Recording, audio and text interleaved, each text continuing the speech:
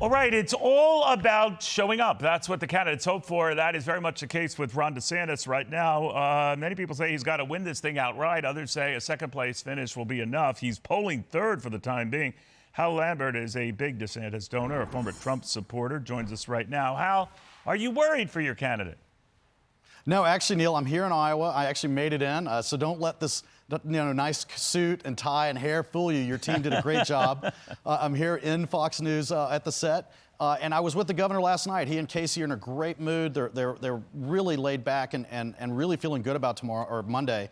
And they're out today, like you said. They're out. They're going to hit a bunch of events today. They're going to be in Atlantic, Iowa, here at about 12:15. In fact, I think that's the place that Donald Trump was supposed to be at today, but he's going to dial it in and stay in sunny, warm Florida, and I guess come up on caucus day. But, you know, I honestly, I don't know how you expect people to come out and caucus for you in the cold if you're going to just stay down in Florida. But Governor DeSantis is here working it. He's been here for weeks and weeks, and he's going to do it all the way up until the evening of Monday. Does he have to win the state?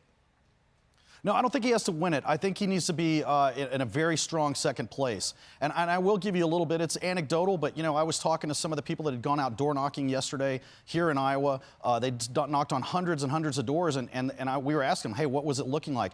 Everybody was either Trump or DeSantis when they were knocking on the doors. Everyone was. There wasn't a single door that they knocked on that was Nikki Haley. So I don't think these polls are even close to accurate. I think she's going to massively underperform. I think Governor DeSantis is going to outperform, and I think Trump's going to underperform. So we're going to see where these numbers finalize, and it'll be finally nice to actually have the vote, and then we can stop talking about whether these polls are right or not, because we're about to find out in just a few days. Indeed, we are. You know, Hal, you mentioned you expect second place, if that were the case. Third would push him out, though.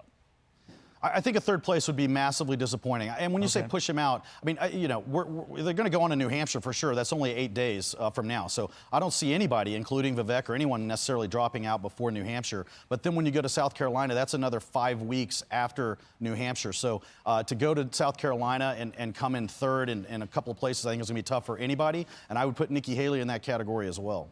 You know how a lot of people have been already writing, you know, your candidate's funeral. And to your point, it might be very premature, but that he blew through a lot of money, had more money than any candidate put together for a while.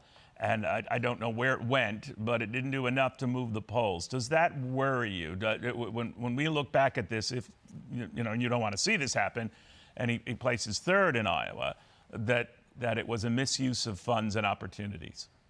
Well, I wouldn't say that yet, and obviously a lot of that was actually the super PAC. So that wasn't, you know, Governor DeSantis didn't have any control over that money. Still a lot of money. Still a lot of money that appeared wasted, right? It's a lot of money, and I tell you, if there's a third place finish here with that much money, I think there needs to be a look at where the money was spent and what happened to it. Again, most of it was from the super PAC side, so the governor didn't have any say in it. But I think it's going to be a different story on Monday. You're going to be surprised around the country. You know, a lot of people don't know about you. I know you from your Point Bridge Capital days. You're the founded CEO. You're an excellent money man, a very good financier, very good at reading the markets. The markets themselves have been on fire of late.